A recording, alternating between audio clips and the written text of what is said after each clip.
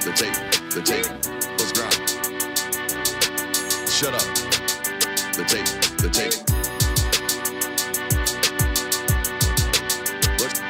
Let's grind. The tape. We do a little bit different around here. We ain't gonna play.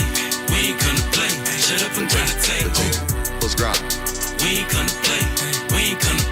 Them dogs in your face. Let's grind. We ain't gonna play. Shut up and grind the tape. Let's grind. We ain't gonna play. Them dogs in your face. Grind. Let's grind. Grind the tape, bro. Grind the tape, bro. Grind the tape. The tape. Let's grind. Grind the tape, bro. Grind the tape, bro. Grind the tape, bro. Shut up and grind the tape, bro. Grind the tape, bro. Grind the tape. The tape. Grind the tape, bro. Grind the tape, bro. Grind the tape, bro. The tape. UGA game day, boy, we ball out. Pull up, put the whole conference in the doghouse. Leave them 6 feet, see me on the win streak. All-star status, go coach, and the bench deep. Right. Offense on 10, how we run it? Your best ain't nothing, we gon' send them boys punting. Yeah. Black and red, got them dead on arrival. Defense hunker down for the tie. Hey, you don't want it with the dogs. Found guy on it, you don't want it with my dog. Break it down, play by play, that's the day-to-day. They know we ain't come to play, boy, it's UGA. Kirby Smart, I cannot play the fool. Back to back, we did not come to lose. Back to back, like we got something to prove. Pay your dues, dog nation on the move. What's up? We do a little bit different around here. We ain't gonna play. Shut up and grind the tape. The tape. We ain't gonna play. Them dogs in your face. Let's grind. We ain't gonna play. Shut up and grind the tape. Shut up. Let's grind. We ain't gonna play. Them dogs in your face. Shut up and grind. Let's grind. Grind the tape, bro. Grind the tape, bro. Grind the tape. Shut up and grind. Let's grind. Grind the tape, bro. Grind the tape, bro. Grind the tape, bro. Shut up and grind. Grind the tape, bro. Grind the tape, bro. Grind the tape. Shut up and grind. Grind the tape, bro. Grind the tape, bro. Grind the tape, bro. Shut up.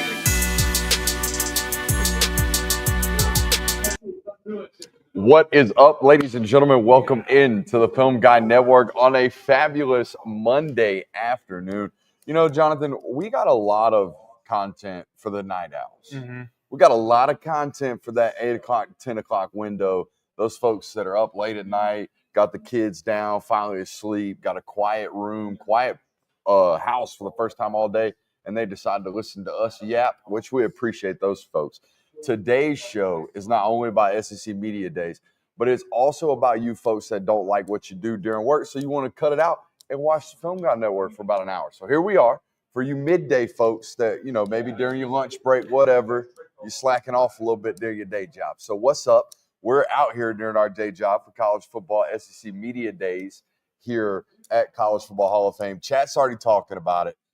I guess talk of town today is just how purple Brian Kelly's face was. Oh. Did you pick that up in person? I noticed redness. I did not notice purple. I guess it looked purple on TV. Perhaps the clash of some of the suit and the face color, perhaps that made him look purple. In person, did not get that type of vibe. Yeah, I definitely didn't.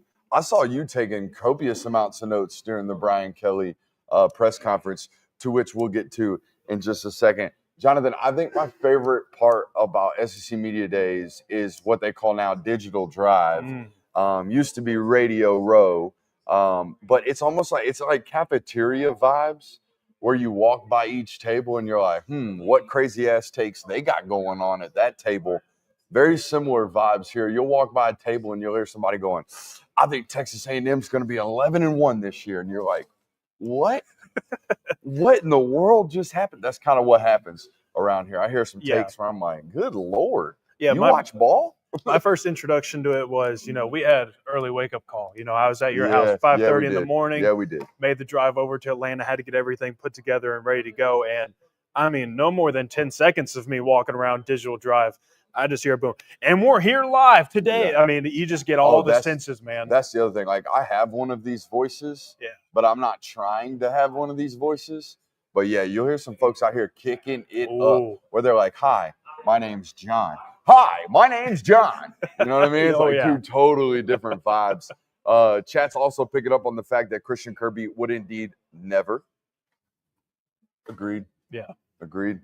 Christian Kirby would indeed never. All joking aside, security was a little lax.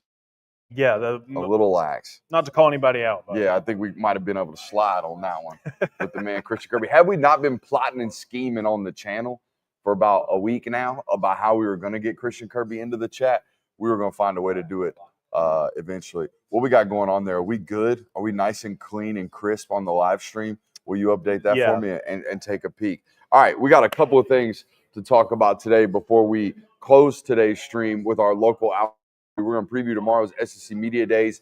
We got a big one today or tomorrow. We're going to bring some studio lighting in here, make it look nice and professional in case the Lord were to bless us, the football media gods were to bless us. We've made our prayers known. We've made our requests known. Maybe the football media gods will bless us tomorrow. We might have some special guests. But anyways, let's talk about today's events, man. Greg Sankey led off the press conferences as he always does. He ran down an inventory. Mm-hmm. Did you write all these down? These are all of the things currently plaguing him in his job. First and foremost, congressional activity, the literal laws that are being passed around this sport, litigation on eligibility into the mid-20s, which I found it really, really ironic that on the same exact day, we're going to have Diego Pavia stand in front of a podium and talk in front of a microphone. We have the commissioner of the league basically saying, can we get these mid-20-year-olds up out of this sport? Did you find that wild? Yeah, I did. I found it wild. He very obviously does not like these old folks playing college football. That was very obvious to me. Yeah, I found it wild for multiple reasons. You brought up Diego Pavia. That's one of them. But also, at least I have noticed a trend recently when it comes to these eligibility rulings for college athletes, guys trying to get extra years. It seems like we're going in a different direction where Diego Pavia might have been the exception. Yeah.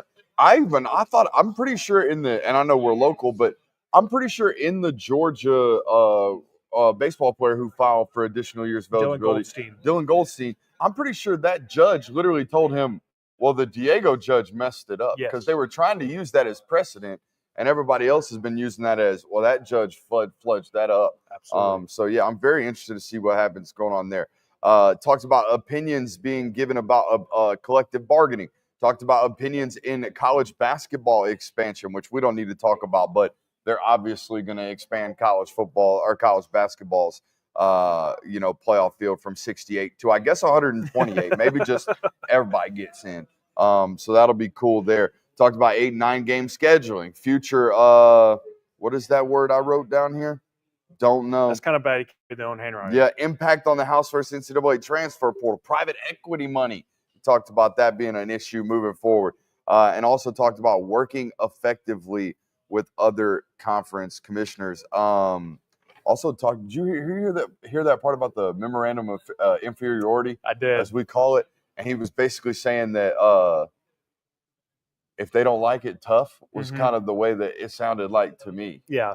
Yeah. Also, very clear that he and the Big Ten share. We are the best. Because he was out here throwing. Everybody else said that 70% of college football viewership last year was tied between the SEC and the Big Ten. The other remaining teams in college sports accounted for 30% of the revenue. Yeah, I mean, and he just went down a list of it's the same way in basketball. It's the same way in softball. Any sport that has to do with the SEC. And he had bars for y'all ain't us. Yeah, and I thought it was interesting, too. He mentions a super conference in his speech, but he specifically was talking about the SEC. He thinks the SEC is a super conference, but then he went right behind that, and he tied the two together, saying the Big Ten and the SEC is who everybody cares about. We have the data that backs that up. And so having that word super conference then backed up by the two mentionings of SEC and Big Ten together, a little interesting. Absolutely. That was a good little I'm trying to go viral right quick. Y'all are always out here talking about a super league. Mm-hmm. Well, you're looking at one. Yeah. Bar, mic drop. I'm going to walk off on this one. That was a pretty good one. Yeah, it was like a pop it on the table. The next preceding 5 minutes was, look how big mine is. It was like, we're better than you. We have more. Yep. Our schedules are better than yours. That was another bar. It was like, oh, you think we should play 9 games, but ain't a single one of y'all signing up to play our schedule. Oh, yeah. Not a single. He literally said that. Not a single one of y'all outside of this conference would trade your schedule for mine.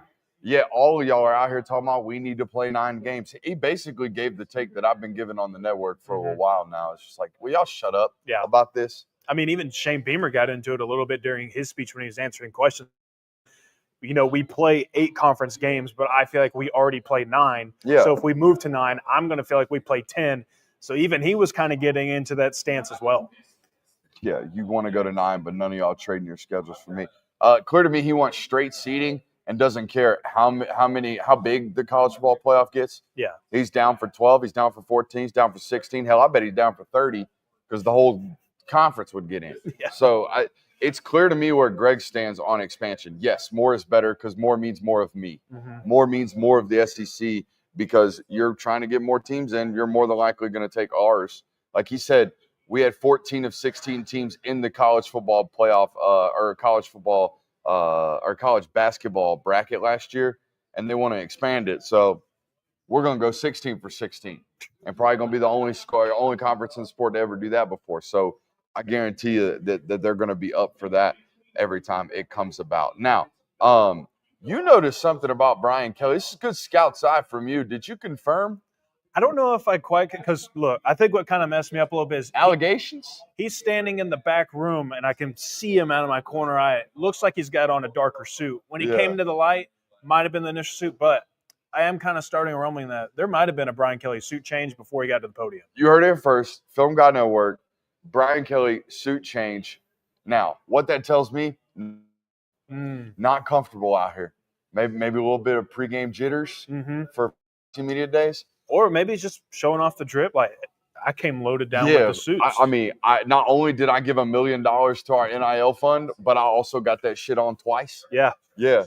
By the way, that was the breaking news out of the news conference with Brian Kelly today. Guys, did you know that college football coaches could donate to their own NIL? Because I hope it's a real thing that you're allowed to do, because Brian Kelly just admitted to it on the main that he was out here doing it. Said he gave $1 million last year to his collective, and it came back 3x fold. I think he said it was called a lead donation. Yeah. Called it a lead donation. I'm trying to lead with my donation to my own benefit. Yeah. You know?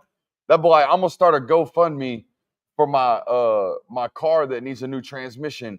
I'm gonna start it with 1,000. Here's my GoFundMe for my own transmission in my new car. We need a new transmission. I'm going to start it with $1,000. Y'all, appreciate y'all. Would that perhaps be considered like potentially the greatest ROI of all time? Like you take your own money. Give $1 million, get 3? Yeah. Yeah. I mean, you kind of 3x your own money and you get better players. Honestly, I think there's like laws against this type stuff.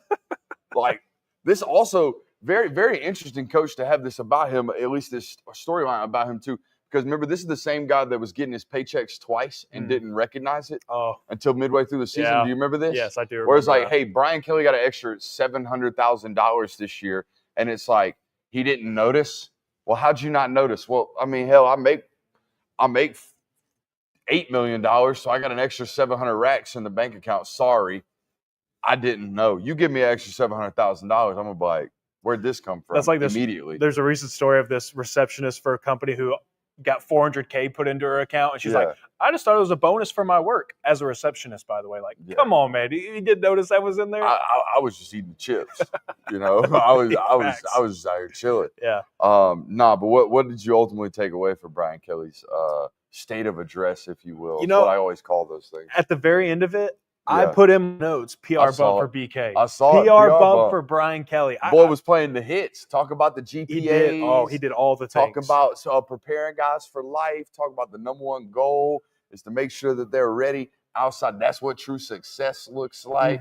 Then hit the head on the we love our fans, got the best environment in all college football. That boy was playing the hits. Oh, and then the icing on the cake was he gets in front of the 0-3 season opener. He goes ahead and says self-crack. Yep. Yeah. He says, I know that I am winless at LSU in the season opener and that we have Clemson this season. And our biggest goal this year, or one of the biggest goals that we have this year, is we want to start 1-0 this season. Yep. So I just kind of thought, Brian Kelly to me for SEC Media Days can at times be a bit of a wild card. But when you kind of stick to the basics a little bit, he kind of threw some fun jabs in there.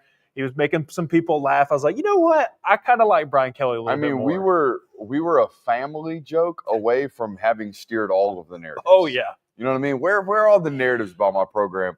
Let's steer them. Let's get them aimed in the right direction. No, I think you're right. Playing the hits, doing all the right things right there. The passion and focus from the fan base, talking about that made me laugh. I'm still curious. Can you donate to your own NIL? That was kind of eye-opening. Yeah, of all these clickbaity headlines that we see on Twitter and social media nowadays. Who's running that one, and why hasn't it been running? Yeah, how did that one miss everybody's desk? Like, why was that one not pushed in front of literally everybody? Brian Kelly donating to his own NIL. Are the LSU Tigers struggling? Are they broke? Like, where was that one at? So every single one of these football coaches, including the next one that we're going to talk about, talks about team GPA and how it has never been higher. And I see all the graphics all the time on social media. I got a theory about team GPA. What's up? You ready? Yeah. Since COVID, ain't none of these jokers going to class. Oh. None of them. Like used to, you had a class checker that may or may not bend the rules, may or may not check you off on the absentee list, even when you didn't go to class. Everybody had tutors back in the day, but you still had to show up and take physical exams. You still had to show up and take physical tests. And being a real student was a real thing 4 or 5 years ago, even if it was bull crap because you were a student athlete. Well, they were all faking it anyways. But nowadays, none of these kids are going to class. They stay in the facility year-round, 24/7, 365, yet they got the best grades ever. And it ain't just one school. It's all of them. Every single one of these coaches is going to be like, we had the highest GPA in school history. We've broke it 6 semesters in a row. I'm just raising a question. I think all of you are taking online classes, and I think all of you are doing better because of it.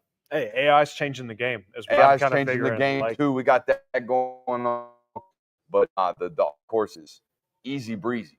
I would imagine so. I mean, me getting to do that my sophomore year certainly helped the GPA quite a bit to where your boy was able to keep all those scholarships. Oh, I realized online classes were the go-to in my master's course. This was prior to COVID, obviously, but this was like, wait a minute. You tell me all I have to do is a discussion post, article. Lock me in right now. We in. You know what I mean? We're here. Master's degree on my way. We walking across the stage as we speak.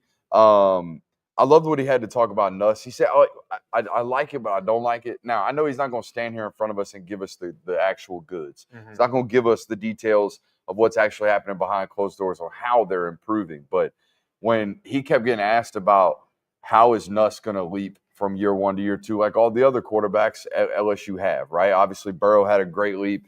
Daniels had a great leap. How is Nuss going to go about having that great leap? And all he pointed to really to a man was like, dude played a lot of ball, so he's going to get better. He didn't say that he didn't point to any one specific area. Again, I don't expect him to, but I thought that was interesting. I would have liked to have heard some type of real, tangible, I can take that away from the answer other than he's going to be a better leader. He's played a lot of ball. Like, yeah, I know that. And I think that the one thing that probably should even though that might be the right answer. For sure. Yeah. But I think what probably should have perked most years, or at least perked mine, is when he mentioned that talking about drawing comparisons to Jaden Daniels, what he did in year 1 and year 2. Brian Kelly said he expects a similar jump for Garrett Nussmeier this year, very akin to what Jaden Daniels did during his time at LSU. So if that's the case, then Garrett Nussmeier is indeed probably going to be the top quarterback in the conference. Like, if that's a sizable jump that we are taking for Garrett Nussmeier, that's what my expectation would be. Any other thoughts on LSU, BK? I went down and listened to Nuss down there. That guy's been media trained since birth. Since birth. Obviously, a son of an NFL coach. You can see it a lot in the way he plays. I have some thoughts on that, and I do think he's going to take tremendous leaps from year 1 to year 2. I think most people forget that he even started for the first time last year because you just hadn't heard about him for so long. You'd seen him for so long.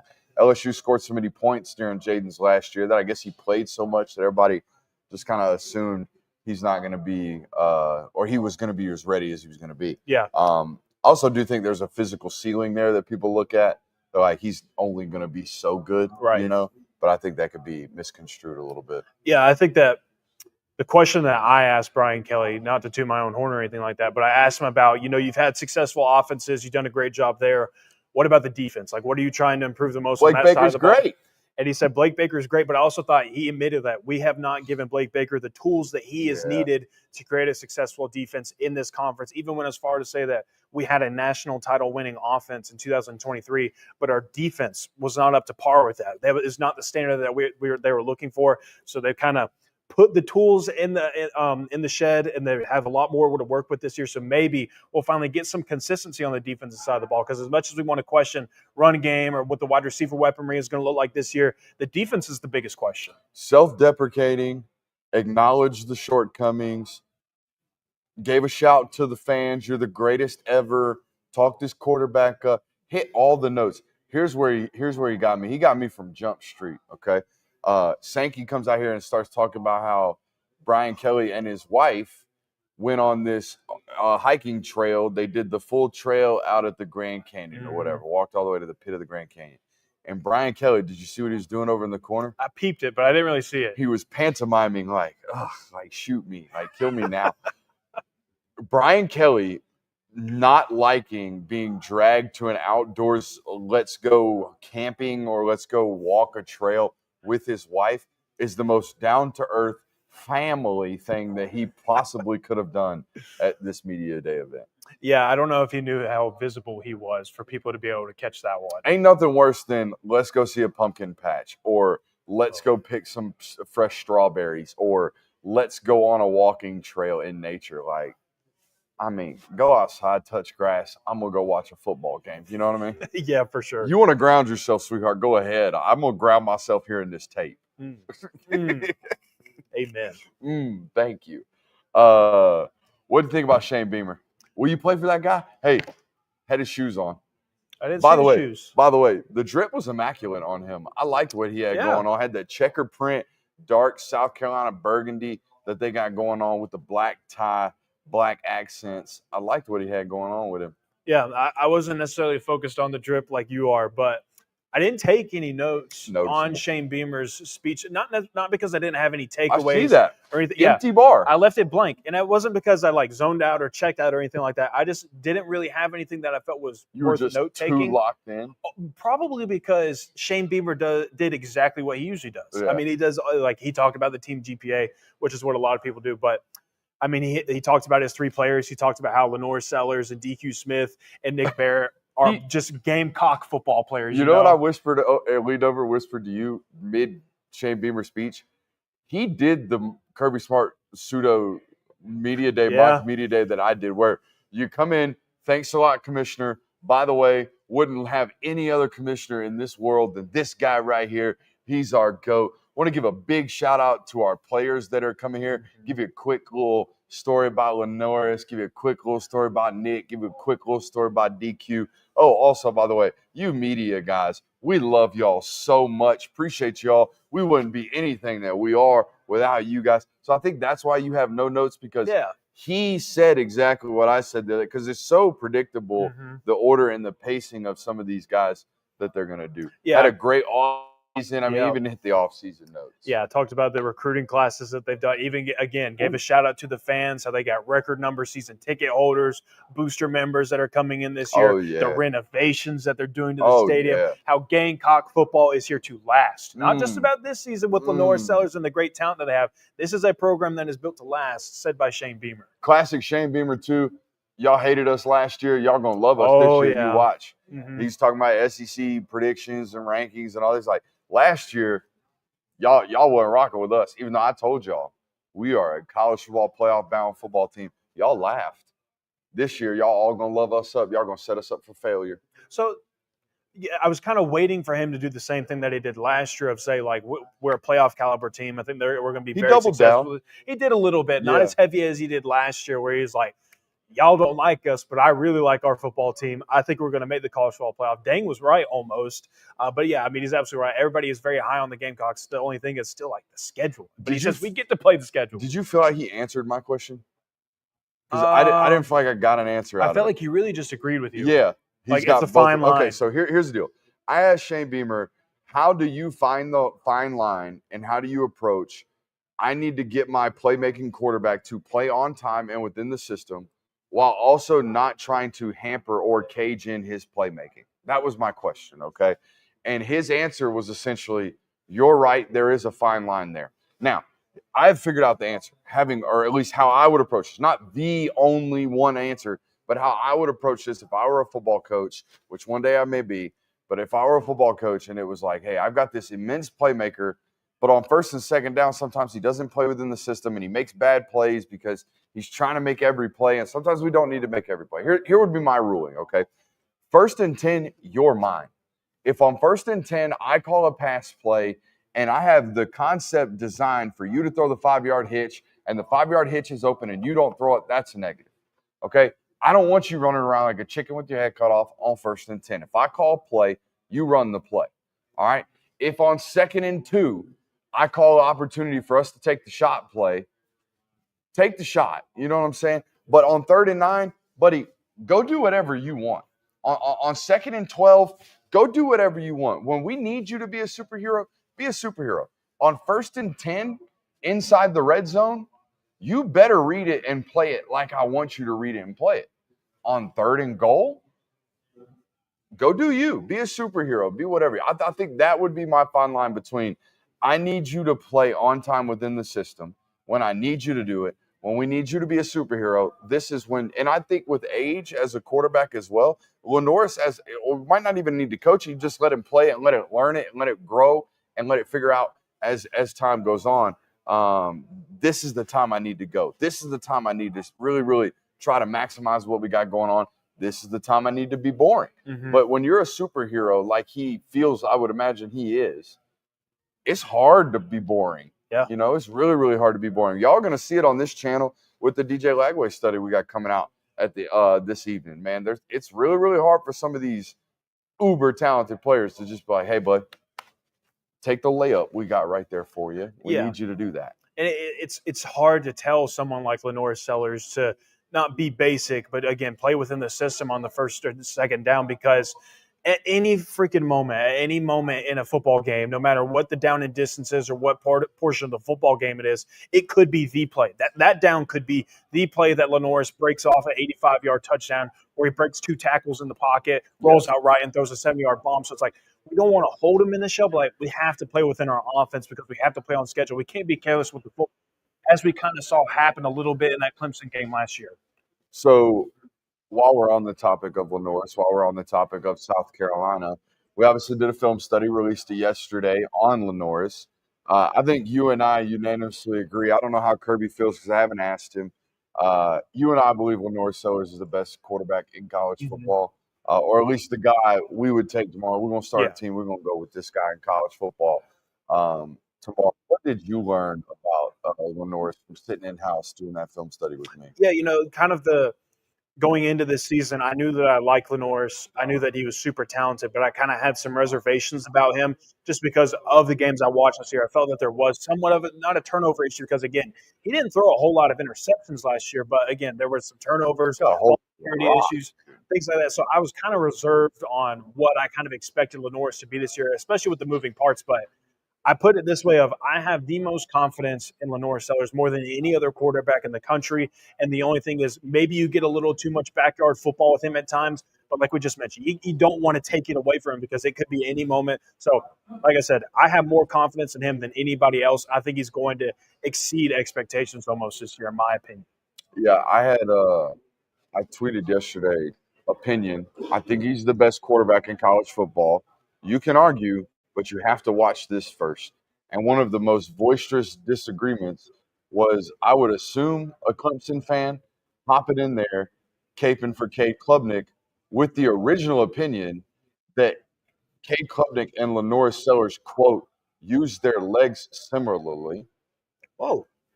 To which, back to the original post, you clearly didn't watch that film study. Because if you think anybody runs the football anywhere near similarly to Lenor Sellers, you ain't watching tape. You ain't watching football. There is not a more dynamic ball carrier in college football than Lenor Sellers, in my opinion. Now, there's probably great running backs, which when we have a quarterback in the open field nowadays that's that dynamic, it's a whole new ball game. Because guess what? I can't hit him. You know what I mean? Like if this guy hard, I'm automatically up for a real opportunity to be out of this football game if I hit him like I would hit a running back in open field. So this guy, I'm with you. I said it and I tweeted. I'll stand by. I think he's the best quarterback in college football entering the season. Yeah, I mean, the talent is undeniable. And I mean, like going back to the Kate Klubnik point of, we've watched Kate Klubnik film. I've watched him playing games before. Picking up 6 yards is a major success for Kate. He's a good enough athlete to where he can escape out of the pocket. Yeah, he's slippery. But there's a difference between slippery and, like you said, dynamic, explosive. Like that dude is the best ball carrier on the football field. We're talking about a quarterback, for goodness sake. So very different. So like both are great runners of the ball, but it's extremely different when it comes to Lenore's. And look, I Cade, not to make this a Cade versus Lenore's debate, but that's what it ended up being in the mention. It's like it's either Cade or it's Lenore's as the best quarterback in college football. I think the difference to me is, like we just talked about it, the dynamic ability that Lenor brings. But we watched that Texas tape. We've seen the Georgia tape. We know that against the best of the best, there is still a lot of growth and progression for that whole entire offense, not just Cade. But there's a lot of improvements as a passer that Cade's still got to go through. Like, I don't think that's 100% an easy, like, this guy does everything right eval, because not from what we've seen, there's still a lot of room to grow. And I guess that would be a positive if you're a Clemson fan. This guy can get better. He threw 3,600 yards last year, and there's room for growth. I do believe so. And like I mentioned in what I said about Lenore stuff, he makes so many wrongs right. And I think the best way to kind of put it into this conversation is people would probably prefer to have Clemson's weapons going into this season other than South Carolina, because it is like questions, very young and inexperienced in the wide receiver department. Not a Mazeo Bennett fan. Hey, Mazeo Bennett couldn't be me. I said young and inexperienced, all right? And then there's some questions still going on about the running back room right now. And I know both rosters do, but Lenor Sellers covers up so many shortcomings in an offense. I mean, we know what the deal is with their offensive line. They haven't been great for the last 5 years. It's been a consistent Josiah Thompson. Come on, Josiah. It's been a consistent issue for that football program, and it was last year, and it had to do with one of the reasons why he fumbled the football so much. He's getting tackled in the backfield a lot, but even then, he covered up those issues. And South Carolina remains so explosive offensively because of him. Is this your first time doing a show at an event like this with ADD ad nauseum? Yes. And I know we've done like live shows where we're not recording them. We're out there at Creature Comforts. We're just hanging out with the boys. Yeah. Y'all are drinking beers, that kind of thing. This is a totally different thing where you're live. You're not really scripted as we normally are. No. You can't. You're doing other work. You come in 6-7 bullet points.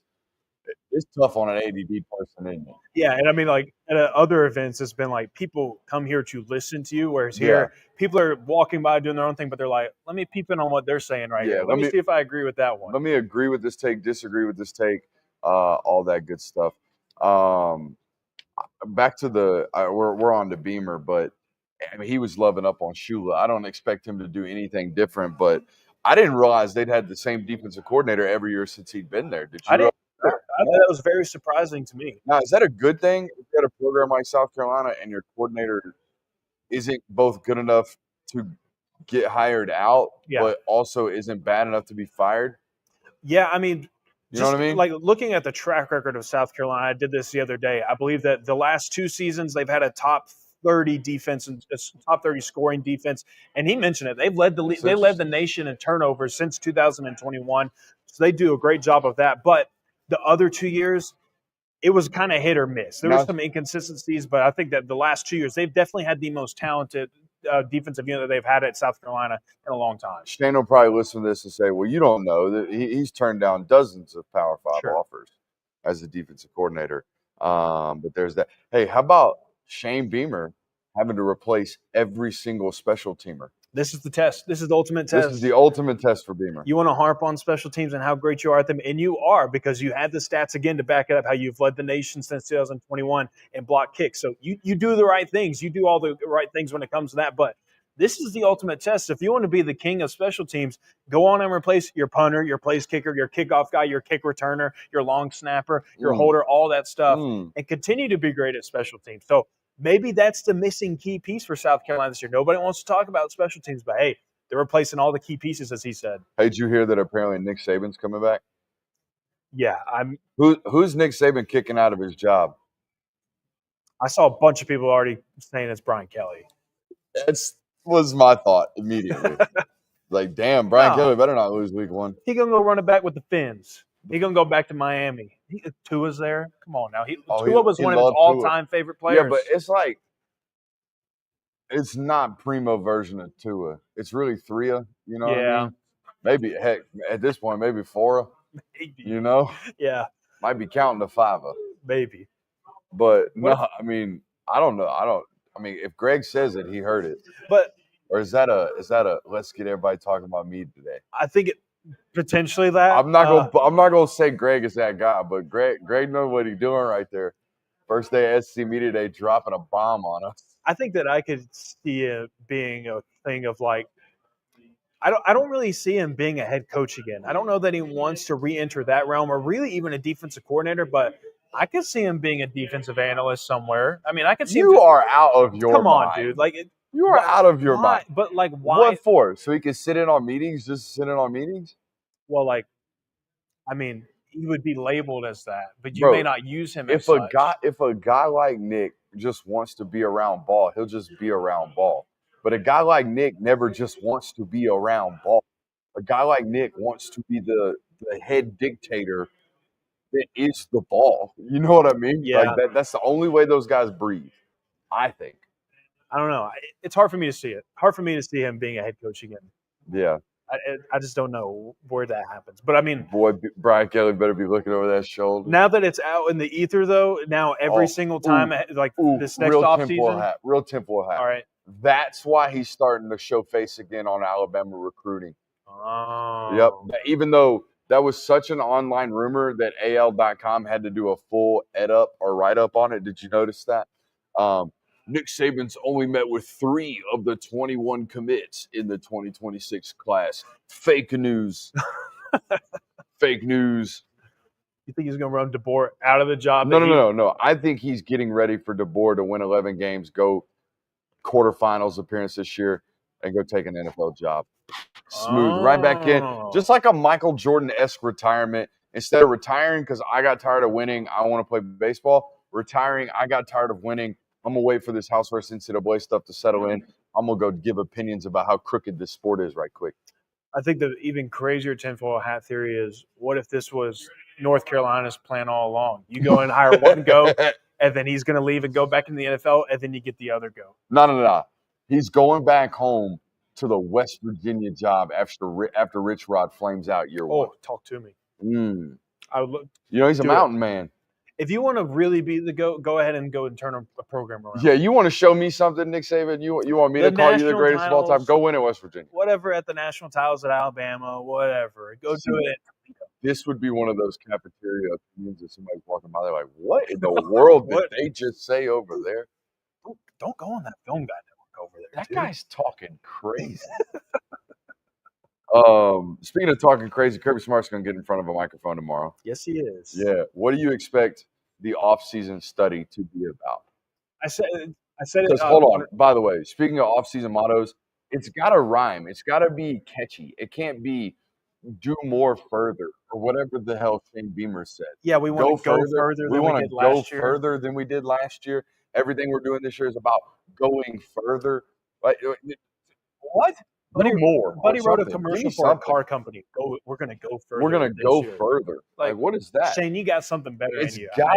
It's gotta have a ring to it. It's gotta have a something. You know what I mean? It's gotta have a lingo to it. What do you think Kirby's is going to be tomorrow? I know that they kind of did something in the offseason that was kind of tied fire, and energy to the military a little bit, FP. kind of learning what they do. Ooh. I think it might be tied to that. I think you might get some type of military ism, something like that. I don't know what the exact slogan is going to be, but maybe tying what they do to that and really bring, again, fire, passion, energy. I think that kind of ties together. We normally get a lot of ex-military in the chat. My ex-military in the chat, my current military in the chat.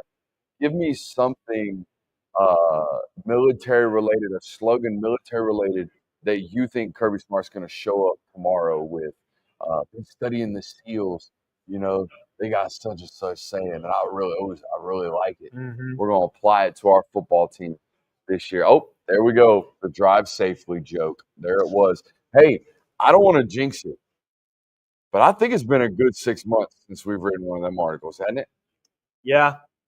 I'm shocked you even Daniel said Harris, the last one? it. No, I don't it think would it's a have world been table. Who's the last one? Marcus Easley and Oh, no, it hasn't been 6 months. Shit, it's only been about 3 or 4. Yeah. Yeah. Hey, this Hey, time. but they gone. Yeah. They gone. Nitro Tackle, Marquise Easley, they gone. In fact, it's kind of been the other programs in the conference dealing with some stuff. You right. Guys keeping the mug shots. Bro, the cheese in the mugshot was crazy. Have y'all seen this? Buddy got arrested. He's supposed to be here this week. I don't think he's going to show up this week. Probably not. You think did they go late audible? Dude, Or do they just show up with you're two? going to throw one of your players in front of media after that just happened. That's the most recent event. Pretty Googleable. We don't have to call him out by name. But there's an SEC football player who was supposed to be here this year. Hell, might have been a safe for pick and prediction to lead the SEC in rushing. Sure. Got arrested and was smiling in that mugshot like it was his 5th grade yearbook photo. It was crazy. So there's that. Apparently I have a chat in 30 that I forgot about, but I just got a text about it. Chat in 30. Okay. We'll see about that. We'll make sure you're there on time. Yeah, we'll make sure we're there on time.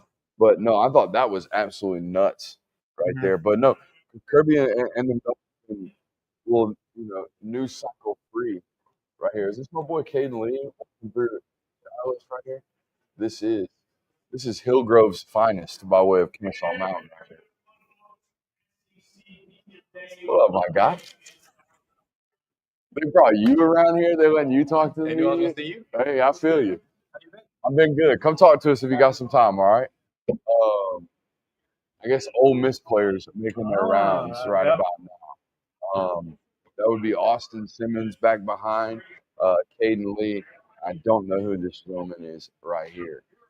There's a good look at Austin Simmons right there. Pretty big guy.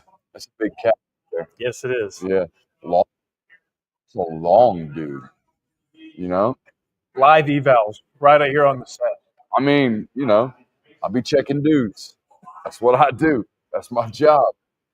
Put it on my byline. Not a bad place to be doing it, I suppose. Dude checker. We got Gunner tomorrow, CJ Allen, Dalen Everett. They speak first. So we won't have this problem where we're kind of colliding with our show tomorrow. No. Is what I'm trying to figure out. Do they? I don't know if they go first tomorrow. Kirby is set to go at like 9:45 tomorrow morning, I think. We get Hugh Freeze first. Oh. And then we get Kirby Smart. Let's see here. You are correct. It's a loaded day tomorrow. It is loaded. It's Auburn, Georgia, Tennessee, and Texas. I mean, you're getting the heavy All right, hitters so tomorrow. Kirby is on main media tomorrow at 10:25. So we'll have plenty of time to listen to the Brody talk, listen to the players talk, and then hit us with a live show tomorrow. So tomorrow going to be real dog-centric. So we'll have plenty of time to talk about those guys. Any other things you made sure you wanted to hit on this stream today, Jonathan? Not that I can think of. I do want to point this out. So far, we're two, I guess, press conferences. I wouldn't really call them a press conference, but two coaches standing at the podium. We're through two of those now. I haven't picked up on a question that's being asked for every coach so far. I know we don't have that one go-to. Yeah, we don't have the Mr. Consistency yet. We don't have the one go-to question yet. Maybe they're just not getting. Maybe we'll be that guy. Let's figure it out right now. What can we do? AI's been touched on. Rev share, not enough. No. Not enough. I don't know. We're going to have to figure. Hey, Coach, what's your rev share budget right now? Coach, how much does your roster cost? How much have you given to your NIL budget? I still can't wrap my head around that. I still can't wrap my head around the fact that Brian Kelly told the world he gave $1 million to his own NIL this year, and it's not run on a head ticker yet. Why has nobody brought me a big graphic saying breaking? Brian Kelly, biggest booster at LSU football. Yeah. Because who else gave $1 million? I don't know. Can't be too many. Surely How not. y'all lose Bryce Underwood? The coach gave $1 million. Maybe that's where you drew the line. He's like, I'm boggled. yeah. I gotta figure this out. We gotta go talk. I gotta talk to Sankey. Like Sankey, head coaches could be out here. What if Shane Beamer was like, "Hey, full $8.5 million, right to my roster. Is Game that changer. allowed?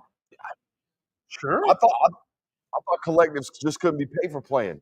Crazy. We got to go. I'm gonna go dig deep. I gotta go dig deep on this one. You good? I'm good. I'm good. Make sure you hit that thumbs up button on your way out. We got a film study tonight coming out. DJ Lagway, who I think is the most talented thrower of the football in the sport. What does that mean? Not a hill of beans if you don't fix a whole lot of stuff. We'll see you guys a little bit later.